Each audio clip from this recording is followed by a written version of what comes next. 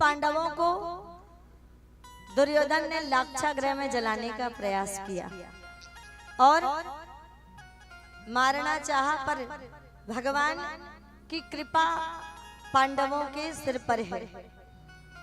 किसी भी उपाय से पांडवों को बचा लिया लाक्षागृह से भगवान ने। सुरक्षित लाक्षागृह से भगवान की कृपा से निकल गए पांचों पांडव। और तत्पश्चात आगे कथा आती है कि जब सुरक्षित लाक्षागृह से पांडव निकले, द्यूत कर्म हुआ। द्यूत कर्म के माध्यम से पांडवों जो है वो द्यूत कर्म में अर्थात जुआ में हार गए। और जुए में हार गए तो यहाँ तक कि द्रौपदी अपनी पत्नी को भी दांव पे लगा दिया। किसी पुरुष को अधिकार नहीं है कि एक स्त्री के जीवन का फैसला वो स्वयं कर ले, पूरे उनके व्यक्तित्व का फैसला वो कर ले। कि पति हो जाने का तात्पर्य ये नहीं कि पत्नी को जुए पे लगा दिया, पर लगा दिया और हार भी गए।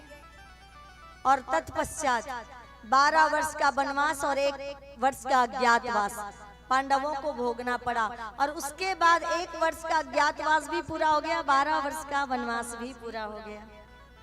अब जैसा कि उस समय कहा गया था कि ये सब पूरा कर लेने के बाद ये पूरा हस्तिनापुर का राज्य है वो 2 भागों में बांट दिया जाएगा। आधा दुर्योधन रखेगा, आधा पांडवों को मिल जाएगा।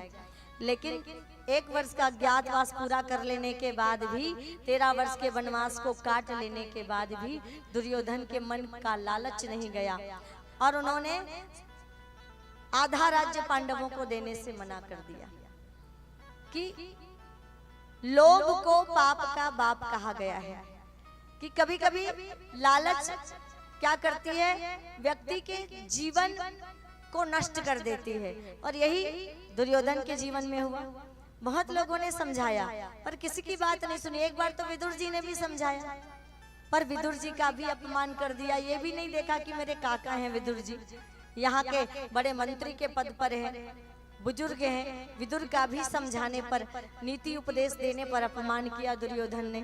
तो विदुर ने मंत्री का पद त्यागा और राजमहल को छोड़ा। हस्तिनापुर का वन में गए, एक छोटी सी घास फूस की पर्णकुटी बना ली और वहीं पत्नी के साथ कंदमूल फल खाकर भगवान का भजन गाने लगे और दिन व्यतीत करने लगे। पितामह ने समझाया और कई अन्य लोगों ने समझाया। उसके बाद भगवान ने सोचा कि क्यों इतना रक्तपात हो, क्यों निर्दोष लोग मारे जाए, निर्दोष सैनिक। और सैनिकों के परिवार की क्या गलती है कि जब महाभारत का युद्ध होगा अनेकों निर्दोष सैनिक मारे जाएंगे, अनेकों बच्चे अनाथ हो जाएंगे, अनेकों पत्नियां विधवा हो जाएंगी, अनेकों माताओं की गोद सूनी हो जाएगी। इतने लोगों का क्या अपराध? गलती एक की है, हट एक की है, जिद एक की है, लालच एक के मन में है, पर भोगना इतने सारे लोगों को पड़ेगा। तो एक बार मैं भी कोशिश कर लेता हूँ दुर्योधन को मनाने की। भगवान गए संधि दूत बनकर और दुर्योधन के सामने प्रस्ताव रखा। दुर्योधन, वादे के मुताबिक आधा राज्य देना होगा। दुर्योधन ने मना किया तो आधा राज्य से भगवान सीधे 5 गांव पे आ गया। इतने बड़े हस्तिनापुर में 5 गांव क्या मायने रखता था? कुछ नहीं। अंत में भगवान ने ये प्रस्ताव रखा कि चलो एक ही गांव दे दो पांडवों की गुजर बसर के लिए। पर उस समय दुर्योधन का जवाब क्या था कि सुच्यमग्रे नैव दास्यामि बिना युद्धेन केशवः, कि एक सुई के नोक के बराबर भी जमीन पांडवों को नहीं दूंगा। अगर पांडवों को जमीन चाहिए, हिस्सा चाहिए तो युद्ध करना पड़ेगा। और भगवान जो संधि दूत बनकर आए हैं उन्हीं भगवान को बांधना चाहा। तो भगवान भी मुस्कुरा कर बोले कि बांधने मुझे तो आया है, दुर्योधन बता जंजीर बड़ी क्या लाया है।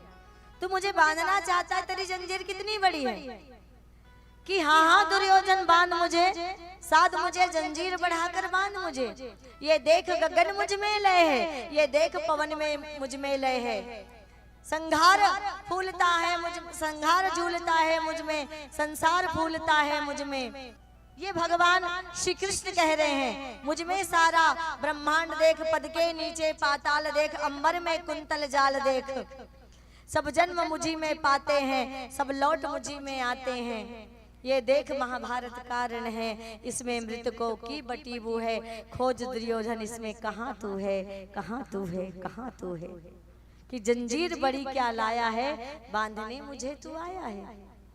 क्या तू गगन को बांध सकेगा, तू ब्रह्मांड को बांध सकेगा। ये देख गगन मुझ में लय है, ये देख पवन में मुझ में लय है।